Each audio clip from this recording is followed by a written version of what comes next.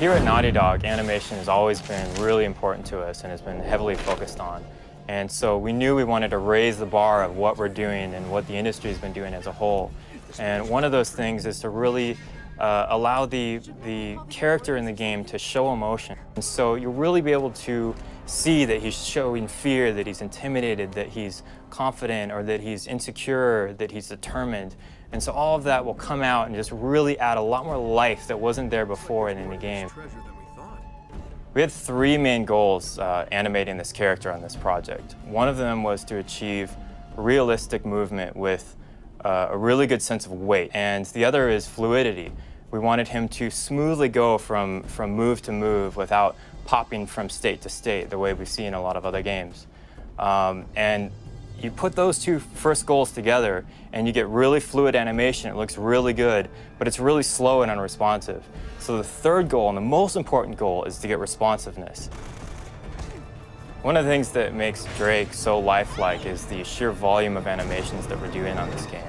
We're doing about 10 times more than we've ever done in the past, which is huge. I mean, it's a huge step, 10 times the amount of animation. With the variety that we're adding, the layers that we're adding on top, to try to mask all that so you don't see the same thing, and you see a lot of organic nature of the character, and that really gives it this humanness.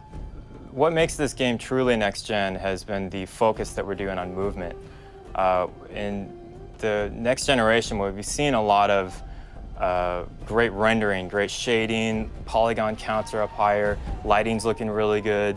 So we've seen a lot of good-looking games from a rendering perspective, and they all look really good from a still frame, but once you start to see them move, that's when they start to break down. The animation quality hasn't risen to that same level at this point.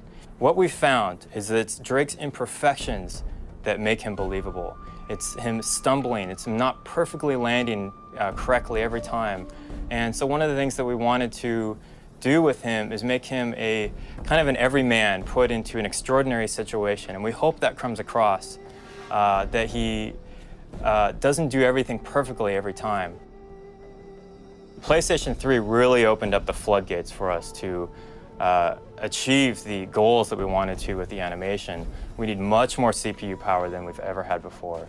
And the amount of memory that we have to work with now just really allows us to have the quantity and quality that we need, especially with the layers that we're doing and all the processes that are going on right now. It just could not be done in any other way. And if we can do that, then we can tell more of the story during gameplay while he's in the middle of action and while the player is actually going through the levels and going through the game. In the past, the line between cinematics and gameplay has been very clear. You play the game, and then you go into a storytelling moment, then you play the game again.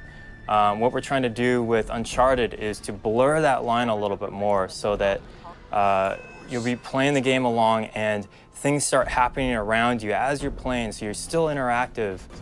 A lot of the ways that we're able to tell the story is through the environment and through the other characters in the scene.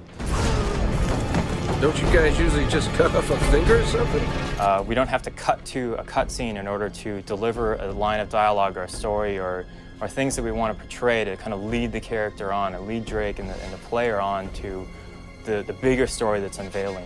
So all that will happen while you're playing the game.